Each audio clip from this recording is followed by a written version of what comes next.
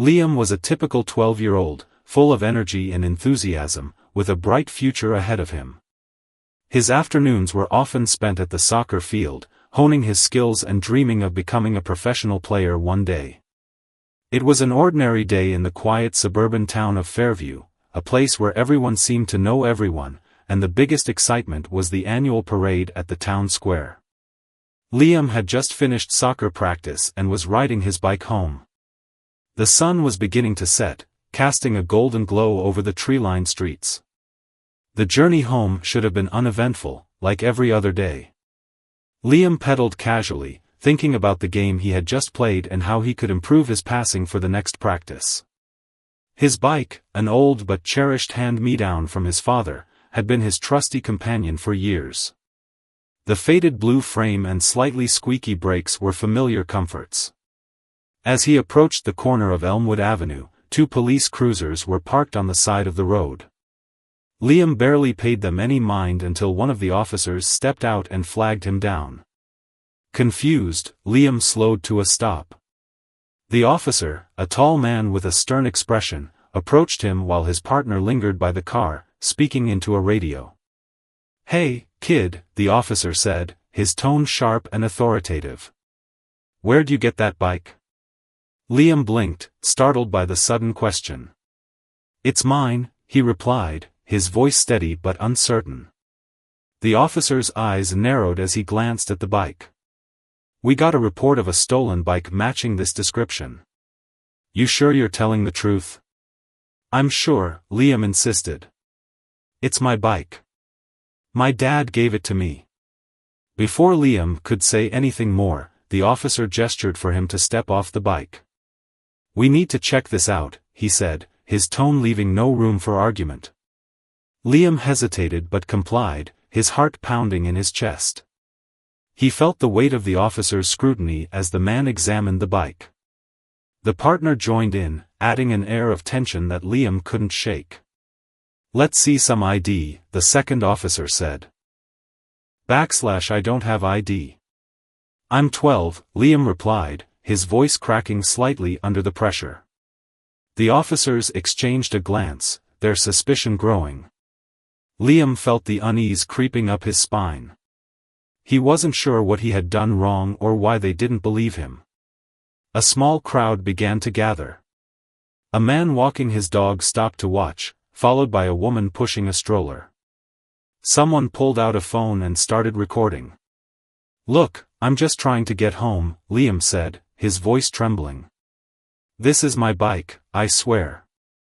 The first officer stepped closer, his presence imposing. "You're acting nervous, kid. Got something to hide?" Liam shook his head, tears welling up in his eyes. "No. I'm not lying." But his words seemed to fall on deaf ears. The first officer grabbed Liam's arm, his grip firm but not rough, and pulled him toward the police cruiser. Liam tried to resist, not in aggression but in desperation. "Please, call my dad," he pleaded. The bystander recording the scene stepped forward slightly. "Hey, isn't this a little much?" "He's just a kid," the man called out. "Back off," the second officer warned, his hand resting on his belt. The man didn't move, but his phone stayed trained on the scene. "This doesn't look right," he muttered loud enough for others to hear. Liam's heart raced as the first officer pushed him into the back seat of the cruiser. He had never been in trouble before, never even gotten a detention at school. Now, he was sitting in the back of a police car, feeling like a criminal for reasons he couldn't understand. The woman with the stroller spoke up, her voice firm. "You can't just take a child like that. Someone call his parents." But the officers ignored the growing protests. The tension in the air was palpable. Liam stared out the window, his hands shaking as he clutched the hem of his soccer jersey. He didn't know what would happen next, but he knew he was scared. As the cruiser pulled away, the man with the phone posted the video online. It didn't take long for it to gain traction. Within hours, the video of a young boy being detained by police had spread like wildfire, drawing outrage and concern from all corners of the internet. Marcus, Liam's father, was at home grading papers when his phone buzzed with a notification. He glanced at it and froze. The thumbnail of the video was unmistakable: his son, looking terrified, being taken by police officers. Panic set in as Marcus grabbed his keys and rushed out the door, dialing the police department on the way. He demanded to know where his son was, but the response he received was cold and dismissive. Meanwhile, at the police station, Liam sat alone in a small, sterile room. The fluorescent lights buzzed faintly above him as he stared at the table in front of him, trying to hold back tears. The officers hadn't explained anything to him, only that they were investigating the alleged theft. Hours passed before Marcus arrived, his presence like a storm as he demanded to see his son.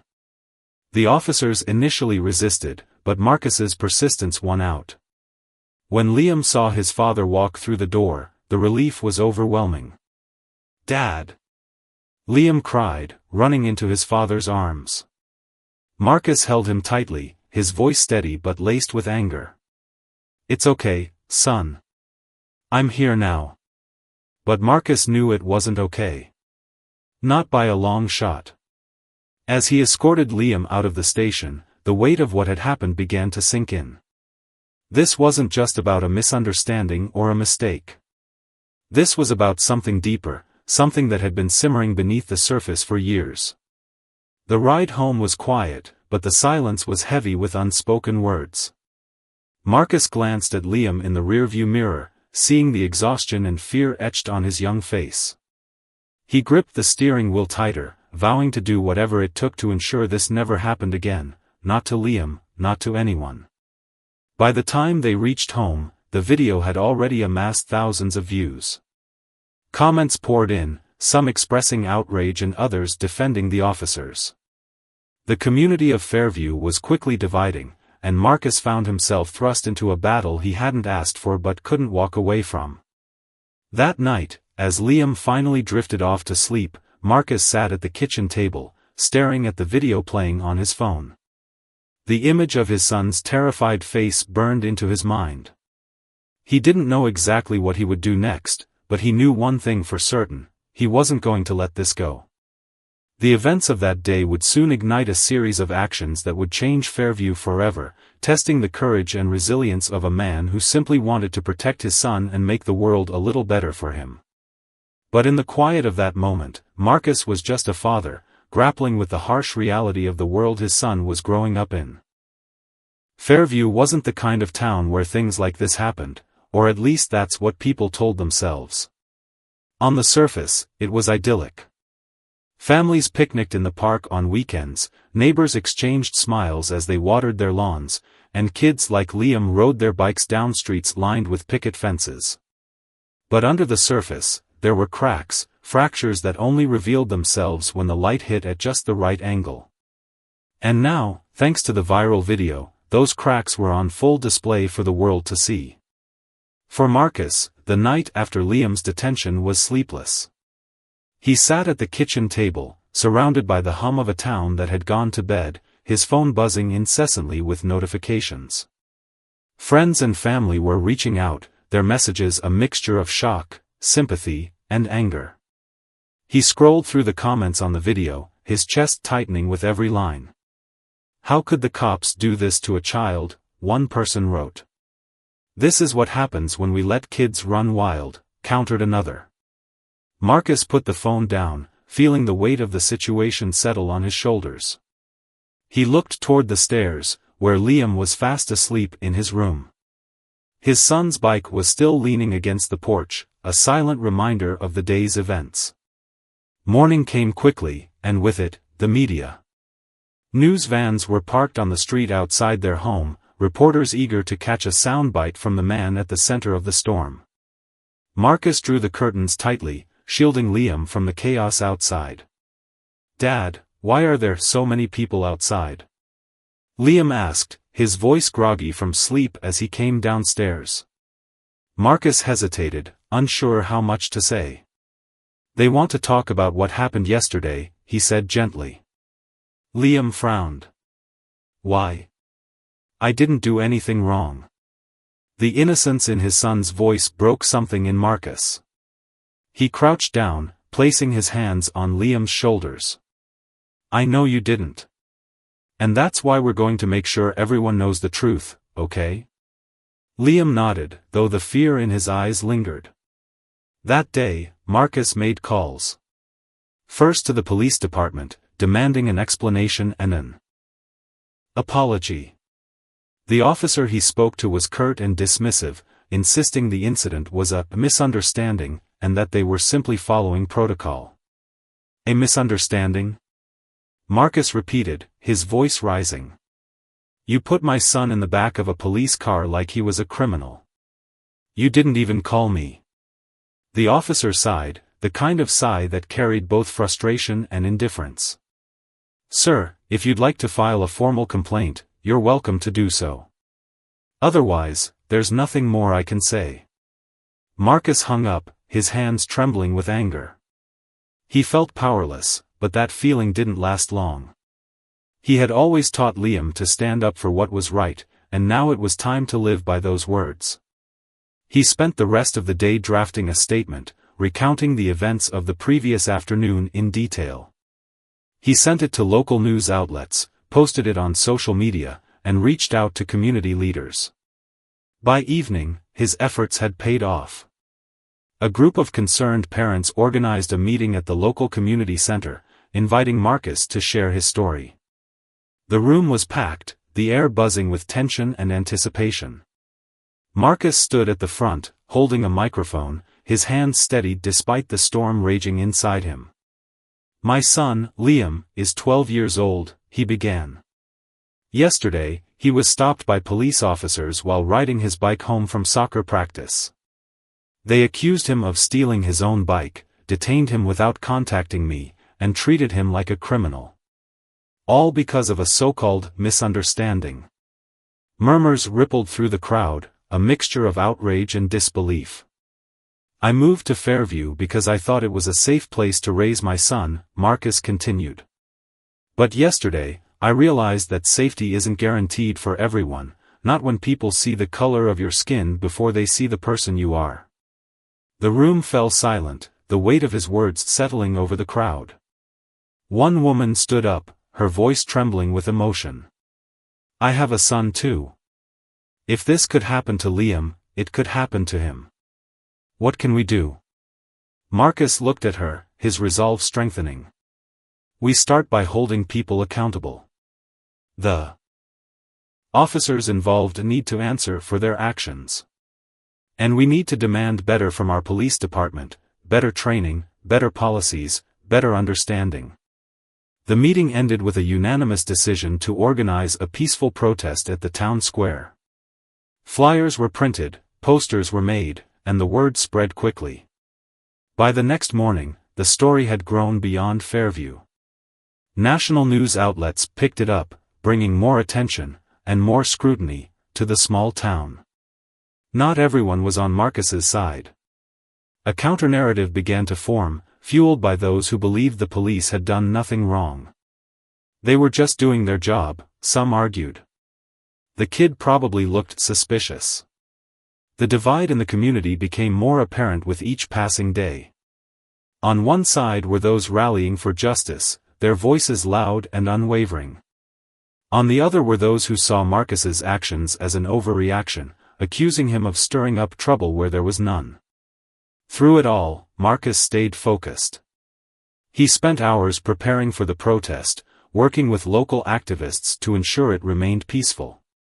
He spoke to reporters, sharing his story with a calm but determined voice. For Liam, the days that followed were a blur of confusion and fear. He stayed inside most of the time, avoiding the reporters camped out on the street. His friends texted him, their messages a mix of support and awkward attempts to make sense of what was happening. Are you okay? One wrote. I saw the video. That was so messed up, said another. Liam didn't know how to respond. He wanted things to go back to normal, but he also understood that normal wasn't an option anymore. One evening, as the sun dipped below the horizon, Marcus sat with Liam on the porch. The air was cool, the sky streaked with shades of pink and orange. "Are you mad at me?" Liam asked quietly, breaking the silence. "Mad at you?" "No, never," Marcus said, surprised by the question. "Then why does it feel like this is all my fault?" Marcus's heart ached at his son's words. He pulled Liam close, wrapping an arm around his shoulders. "None of this is your fault, bud. Not even a little bit. What happened to you was wrong, and it's my job to make sure it doesn't happen again, to you or anyone else." Liam nodded, his head resting against his father's chest. They sat there for a while, watching the sky fade to black, the stars beginning to appear one by one. The protest was set for the following weekend, and Marcus knew it would be a turning point. He didn't know what the future held, but he was ready to face it head-on, fueled by the love he had for his son and the unwavering belief that change was possible. The morning of the protest arrived, and Fairview was a town on edge. The usually quiet streets buzzed with a tension that felt almost tangible. For Marcus, the day started early.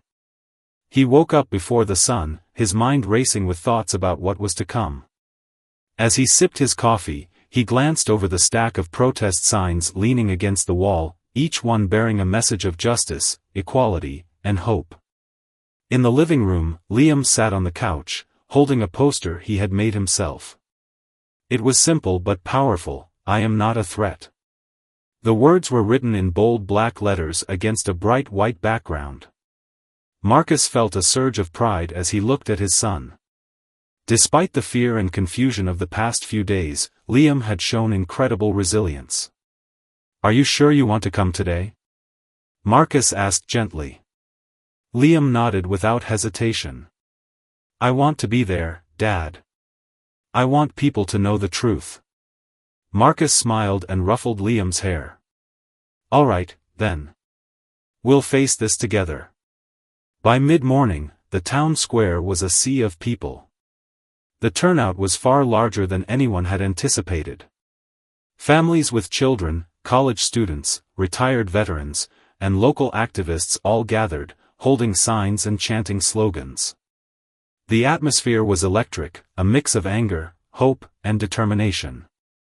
The media was there too, their cameras capturing every moment. Reporters milled about, interviewing attendees and broadcasting live updates. For Marcus, the sight was both overwhelming and empowering. This wasn't just about Liam anymore, it was about a community standing up against injustice. As the crowd grew, so did the opposition. A smaller group of counter-protesters gathered on the opposite side of the square, their signs proclaiming messages like, "Support our police," and "Stop the witch hunt." The tension between the two groups was palpable, but local volunteers worked tirelessly to keep things peaceful. Marcus stood at the center of it all, holding the microphone in one hand and Liam's hand in the other. When it was time for him to speak, the crowd fell silent, their eyes fixed on the man who had become the face of the movement. "My name is Marcus Hill," he began, his voice steady despite the lump in his throat.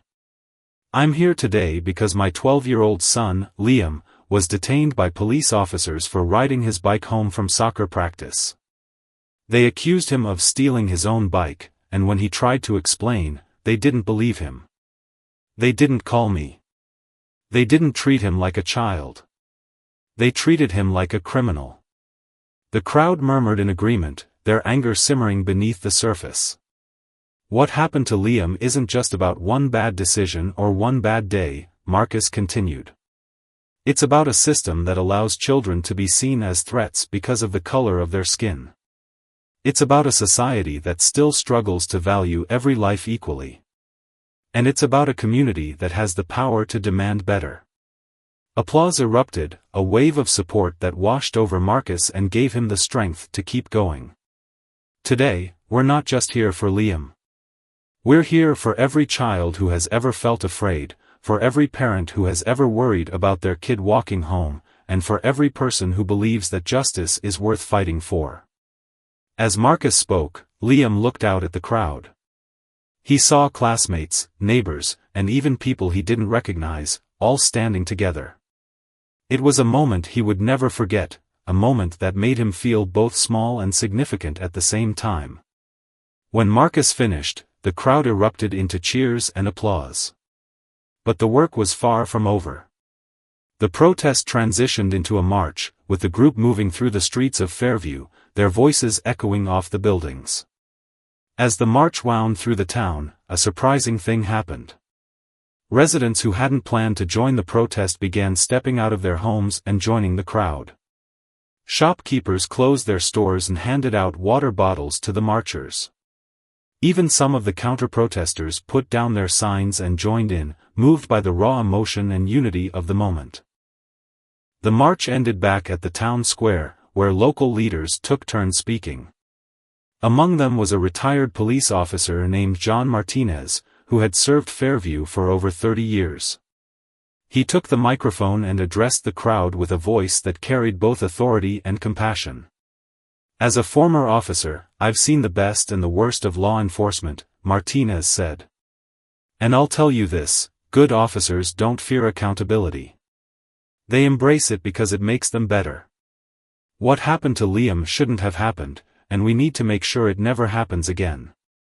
His words were met with applause, a rare moment of agreement in an otherwise divided town. But the day wasn't without its challenges. As the sun began to set, a small scuffle broke out between a few protesters and counter-protesters. Police officers quickly intervened, diffusing the situation before it could escalate. Marcus watched from a distance, his heart pounding. He had promised Liam that the protest would be peaceful, and he was determined to keep that promise. When the crowd finally began to disperse, Marcus and Liam stayed behind to help clean up. As they picked up discarded signs and water bottles, Marcus noticed a woman approaching them. She looked familiar, and when she spoke, he recognized her as the mother who had stood up during the community meeting. "Mr. Hill," she said, her voice trembling slightly. "I just wanted to say thank you. What you're doing, it matters. It's going to make a difference." Marcus smiled, his exhaustion momentarily forgotten. "Thank you for being here. It means a lot to us." The woman knelt down to Liam's level, her eyes kind and earnest. "You're very brave," she said. "Don't ever forget that." Liam nodded, a small smile breaking through his serious expression. "Thank you." As the square emptied and the quiet of the night returned, Marcus and Liam walked home together. The events of the day played over and over in Marcus's mind, the speeches, the march, the faces of people who had come together for a common cause. But as they reached their front porch, Marcus couldn't shake the feeling that this was only the beginning. The protest was a powerful first step, but the road to real change would be long and difficult. He looked down at Liam, who was clutching his poster tightly, and felt a renewed sense of purpose. "Dad," Liam said softly, "do you think things will really get better?" Marcus crouched down and met his son's eyes. "I do," he said firmly. "Because people like you and me, we're not going to stop until they do." Work of turning a moment into a movement. That night, as the town of Fairview settled into a restless sleep, Marcus stayed up late, drafting a plan for the next steps. The protest had sparked something in the community, but he knew it would take more than one day to dismantle the systems that had failed his son. And so, with a heart full of determination and a mind racing with ideas, Marcus began The days following the protest were both a whirlwind and a reckoning for Marcus and Liam. Fairview had changed, and there was no going back to how things had been before. The video of Liam's detention, paired with footage from the protest, had sparked conversations not only within the community but also across the nation. News outlets continued to cover the story, amplifying voices from Fairview while drawing attention to broader issues of systemic bias and accountability. For Marcus, this newfound spotlight was a double-edged sword. On one hand, it brought a wave of support from people who resonated with his story. Letters and emails poured in from strangers thanking him for his courage and sharing their own experiences with injustice. On the other hand, it also brought scrutiny. Online trolls filled comment sections with hate, twisting the narrative and questioning his motives. "You're just trying to make a name for yourself," one comment read. "Teach your kid some respect, and maybe this wouldn't have happened," said another. Marcus tried to shield Liam from the negativity, but in the age of the internet, it was impossible to block everything out. Liam overheard snippets of conversations, saw glimpses of articles, and even endured whispers from classmates when he returned to school. Though some of his friends stood by him, others distanced themselves, unsure how to navigate the storm swirling around him. One afternoon, Liam came home from school unusually quiet. Marcus noticed immediately and set down his work to focus on his son. "What's going on, bud?" Marcus asked, sitting beside Liam on the couch. Liam shrugged, avoiding his father's gaze. "Some kids were saying I was making a big deal out of nothing. That maybe the cops were just doing their job." Marcus felt a familiar pang of anger and sadness. He took a deep breath before speaking. "Liam, sometimes people say things like that because they don't understand what it feels like to be in your shoes. That doesn't make it okay, but it doesn't mean you're wrong either." Liam looked up, his eyes filled with doubt. "But what if they're right? What if I'm just causing trouble?" Marcus leaned forward, his expression earnest. "You're not causing trouble, Liam. You're standing up for yourself, for all of us. What happened to you was wrong, and pretending it didn't happen won't fix anything. Change is hard, and sometimes it makes people uncomfortable. But that doesn't mean it's not worth fighting for." Liam nodded slowly, though the weight of the situation still pressed heavily on him. Meanwhile, Marcus had begun organizing follow-up efforts with local activists and community leaders. The protest had been a powerful statement, but he knew it wouldn't lead to lasting change without concrete actions. Together, they formed the Fairview Justice Initiative, a grassroots organization focused on promoting accountability and equity within the local police department. Their first goal was to demand a public apology and an investigation into the officers involved in Liam's detention. Marcus and a group of supporters attended a city council meeting to present their case. The room was packed, the tension thick as Marcus stood at the podium, addressing the council members directly. "We're not here to vilify anyone," Marcus began, his voice steady but firm. "We're here to demand accountability. My son was treated unfairly, and the officers responsible need to face the consequences of their actions. Beyond that, we need systemic changes to ensure this doesn't happen again, to my son or anyone else in this community." The council members listened intently, though their expressions ranged from sympathetic to skeptical. The police chief, who was present at the meeting, responded cautiously. "We take these allegations seriously," the chief said. "An internal review is already underway, and we will ensure that all policies and procedures are evaluated thoroughly." It was a start, but Marcus knew it wasn't enough. Words were easy, action was harder. As the weeks passed, the Fairview Justice Initiative gained momentum. They held workshops and town halls to educate the community about their rights and the importance of police accountability. They collaborated with local educators to incorporate lessons about bias and inclusion into the school curriculum.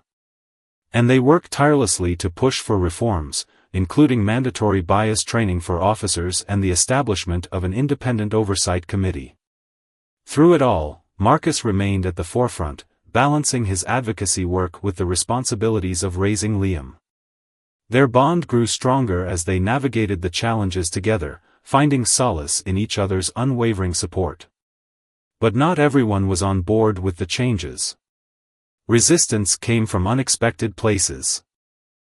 Neighbors who had once been friendly, colleagues who avoided eye contact, and even some members of the town's leadership.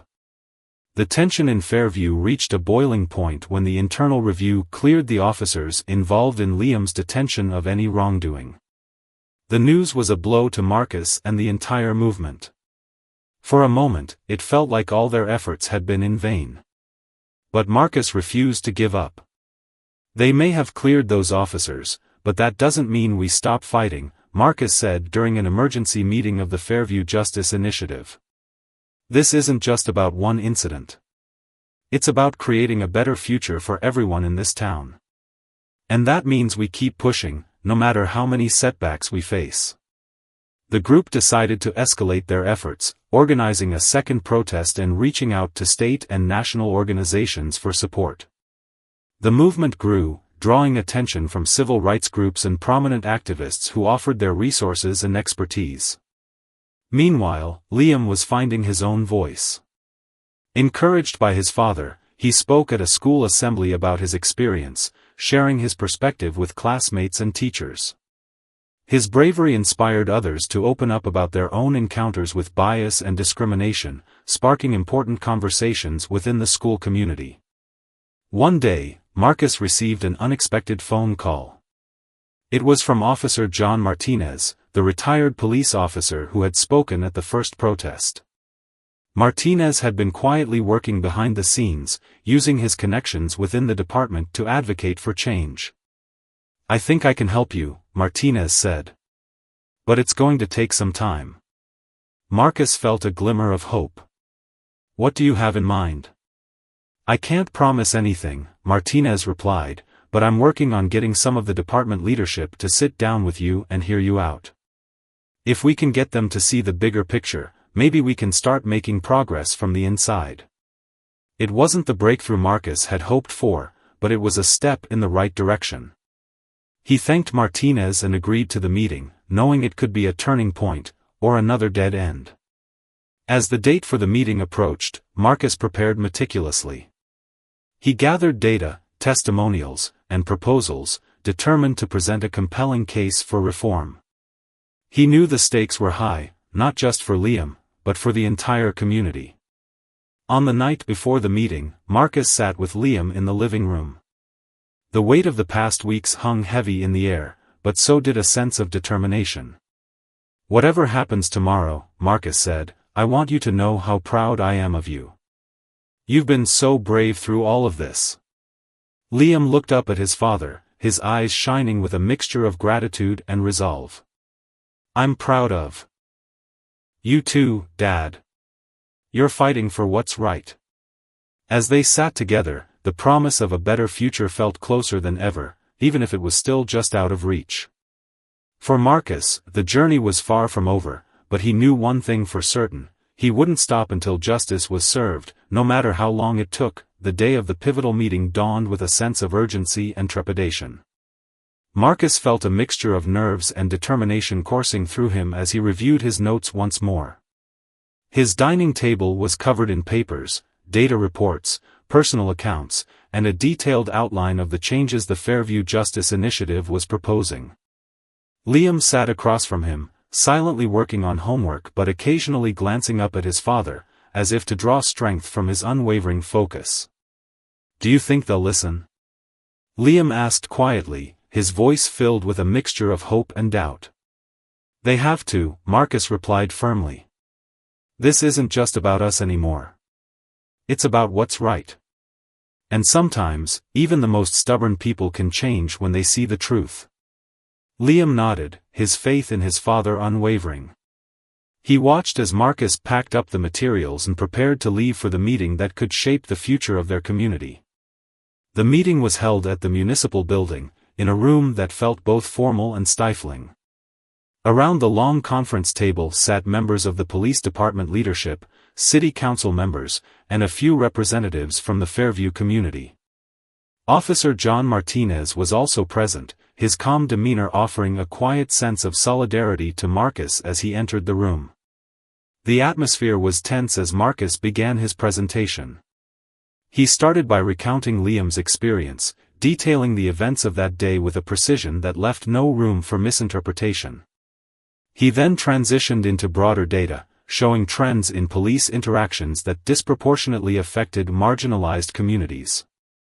"We're not here to attack law enforcement," Marcus said, his voice steady despite the weight of the room. "We're here to advocate for better practices that protect both officers and the people they serve." This is about ensuring that no child in Fairview has to go through what my son experienced." Some of the officials nodded thoughtfully, while others maintained stoic expressions. Marcus could sense the resistance, but he pressed on, outlining the proposed reforms: mandatory bias training, community oversight, and increased transparency in police operations. When he finished, the room was silent for a moment. Then the police chief, a stern-looking man with years of experience etched into his face, spoke up. "Mr. Hill, while I respect your passion, these issues are more complicated than you make them out to be. Implementing these changes would require resources we don't currently have and could potentially undermine officer morale." Marcus took a deep breath, ready to counter.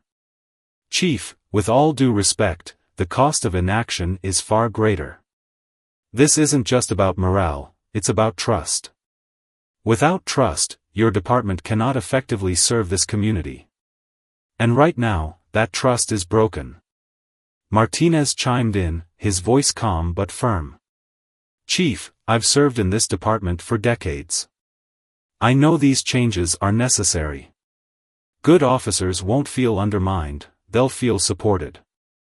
Accountability isn't the enemy, it's the foundation of public trust." The conversation continued, with Marcus and Martinez pushing back against objections and presenting evidence to support their case. It was a grueling discussion, but Marcus felt a small shift in the room, a crack in the wall of resistance. After hours of debate, the meeting concluded with a tentative agreement. The department would pilot a community-led oversight committee and initiate bias training for all officers. It wasn't everything Marcus had hoped for, but it was a start, a tangible step toward progress. As Marcus left the building, he felt a wave of mixed emotions. He was relieved to have made progress but frustrated by how much work remained. Liam was waiting for him at home, and Marcus knew he needed to frame the outcome as a victory, however small. When Marcus walked through the door, Liam immediately jumped up from the couch. "How did it go?" he asked eagerly. Marcus knelt down to meet his son's eyes. "It went well, Bud. We got them to agree to start making changes. It's not everything, but it's a start." Liam's face lit up with a smile. "That's awesome, Dad. You did it." Marcus pulled Liam into a hug, feeling a surge of pride and gratitude. "We did it, Liam. This is just the beginning, but it's a step in the right direction." Over the following weeks, the Fairview Justice Initiative continued to grow. The Pilot Oversight Committee was established, and Marcus was appointed as one of its members. He worked tirelessly to ensure that the committee represented a diverse cross-section of the community, bringing together voices that had long been ignored. The bias training sessions also began, though not without resistance. Some officers embraced the opportunity to learn and grow, while others remained skeptical. Marcus attended the first training session as an observer, watching as officers grappled with uncomfortable truths about systemic bias and privilege. One moment from the session stood out to Marcus. An officer named Sarah, who had been particularly vocal in her opposition to the training, spoke up during a discussion. "I never thought about how my actions might be perceived differently based on someone's background," she admitted, her tone thoughtful. "I always thought if I was following the rules, that was enough. But maybe it's not." It was a small breakthrough, but it gave Marcus hope. Change was slow and difficult, but it was happening, one person, one conversation at a time. Meanwhile, Liam found his own way to contribute. Inspired by his father's determination, he started a school club focused on promoting inclusivity and understanding. The club quickly gained popularity, drawing students from all backgrounds who wanted to make their school a more welcoming place. One afternoon, Marcus attended one of the club's meetings, sitting quietly at the back as Liam led a discussion about empathy and respect. Watching his son speak with such confidence and passion, Marcus felt a swell of pride. Liam was turning his pain into purpose, just as Marcus had hoped. As the months passed, the changes in Fairview began to take root. The Oversight Committee brought greater transparency to the police department, and the bias training sessions started to shift the culture within the force. It wasn't perfect, there were still setbacks and challenges, but the progress was undeniable. For Marcus and Liam, the journey was far from over. But as they sat together one evening, reflecting on everything they had accomplished, they knew they had already made a difference. Fairview was no longer the same town it had been before that fateful day, and neither were they. "Dad," Liam said softly, breaking the silence. "Do you think things will keep getting better?" Marcus looked at his son, his heart filled with a mixture of hope and determination. "I do," he said firmly. "Because we're not going to stop fighting until they do." And with that, they turned their attention to the future, ready to face whatever challenges lay ahead together. Months turned into a year, and the ripples of change in Fairview continued to spread. The initial reforms set in motion by the Fairview Justice Initiative were just the beginning, and Marcus remained deeply committed to ensuring the momentum didn't fade. As the Community Oversight Committee became a permanent fixture, it gained credibility, not only as a watchdog but as a bridge between the police and the people. Marcus found himself increasingly in a leadership role, balancing the weight of expectations with the realities of incremental progress. For Liam, life had begun to stabilize. The initial storm of attention following his detention had passed, but its impact lingered in more subtle ways. At school, his club had become a safe space for students to discuss issues that many had previously ignored. Teachers began incorporating lessons on empathy and systemic bias into their curriculums, influenced by the young boy's courage and his father's advocacy. Though the journey had been fraught with challenges, Liam was finding his voice, and his purpose. One day, as Marcus prepared for a community town hall, he received an unexpected email from a documentary filmmaker. The filmmaker had followed the story from the beginning and was interested in creating a feature-length film about the events in Fairview. Initially, Marcus was hesitant. The idea of reopening old wounds and putting his family back in the spotlight was daunting. But after discussing it with Liam, they agreed it was an opportunity to amplify their message on a larger scale. The filmmaker, a young woman named Elena, spent weeks in Fairview, interviewing community members, police officers, and activists. She attended oversight committee meetings, bias training sessions, and school club gatherings, capturing the nuanced reality of the town's transformation. Through her lens, she documented not only the struggles but also the triumphs, showcasing the resilience of a community that refused to remain silent. As the documentary project progressed, Marcus noticed a shift in how the police department approached its relationship with the community. The Oversight Committee's recommendations were increasingly being adopted, and new programs aimed at fostering trust and collaboration were introduced. Officers began participating in community events, not as enforcers of the law but as neighbors and allies. It wasn't a perfect system, there were still moments of tension and misunderstanding, but it was a far cry from the fractured relationship that had existed before. One of the most poignant moments came during a public event celebrating the first anniversary of the Oversight Committee's establishment. Marcus was invited to speak, and he used the opportunity to reflect on how far they had come, and how much further they had to go. As he stood on the stage, with Liam watching proudly from the front row, Marcus's voice carried a mix of gratitude and resolve. "This journey started with pain and anger," Marcus began, his voice steady. "But it's grown into something so much bigger than any one person or family. It's about fairness. It's about justice. And it's about hope, hope for a future where no child has to grow up fearing the people who are supposed to protect them." The crowd erupted into applause, but Marcus wasn't finished. He raised his hand to quiet them, his expression serious. "Change doesn't happen overnight, and it doesn't happen without all of us working together. We've made progress, yes, but our work is far from done. Let this anniversary be a reminder that the fight for justice is ongoing.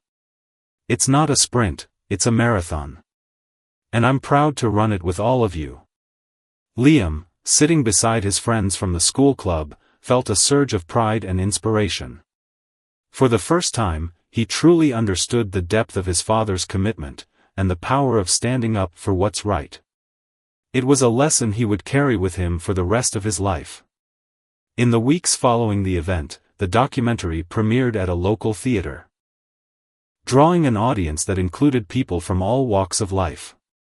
The film was a raw and unflinching portrayal of Fairview's journey, and it sparked emotional reactions from viewers. For many, it was a wake-up call, a chance to confront their own biases and consider their role in creating a more equitable society. National media outlets picked up on the documentary, bringing even more attention to Fairview. What had started as a local movement was now part of a broader conversation about justice and accountability in America.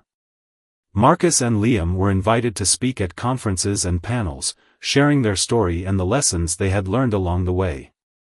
Despite the growing recognition, Marcus remained grounded. He continued his work with the Oversight Committee, pushing for additional reforms and mentoring younger activists who were eager to make a difference. Liam, too, found himself stepping into a leadership role, becoming a voice for youth empowerment and social change. Together, they were shaping the future of their community, and inspiring others to do the same. As the years passed, the changes in Fairview became deeply ingrained. The police department adopted new policies that prioritized de-escalation and community engagement.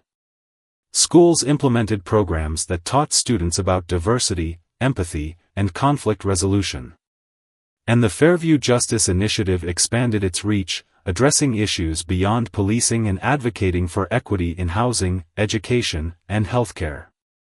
For Marcus, the journey was a testament to the power of persistence and the importance of community. He often reflected on how a single, painful incident had sparked a movement, one that transformed not only his family but an entire town. One evening, as Marcus and Liam sat on their porch watching the sunset, Liam turned to his father with a thoughtful expression. "Dad, do you ever think about how different things would be if that day had never happened?" Marcus nodded, his gaze fixed on the horizon. "I do. And while I wouldn't wish that pain on anyone, I also know it brought us to where we are now.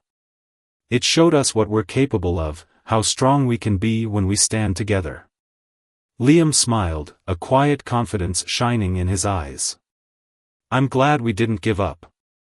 "Me too, son," Marcus said, placing a hand on Liam's shoulder. "Me too." As the sky turned shades of orange and purple, father and son sat in comfortable silence, knowing that their fight had made a difference, and that their story was far from over. The legacy of their resilience and determination would continue to shape Fairview for generations to come, a beacon of hope and a reminder that even in the face of adversity, change is always possible.